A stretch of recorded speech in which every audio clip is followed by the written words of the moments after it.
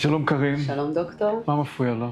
דוקטור, מפריע לי כל החלק הזה, תראה בעיקר שאני קופצת פה את האזור. אז כמו שאתם רואים, קרין היא בכלל לא במצב של ניתוח. מה שמפריע לה פה זה עודף של אור עם שילוב של מעט עודף של שומן. כמו שראיתם אצל קרין, יש לה עודפי שומן ומעט עודף אור במרכז הצוואר.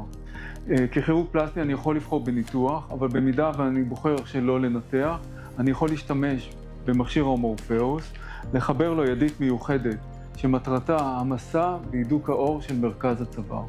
הטיפול הוא מאוד קצר, הוא בהרדמה מקומית, הוא אורך כשעה. ההחלמה היא 2-3 עם אודם ומעט נפיחות באזור הצוואר.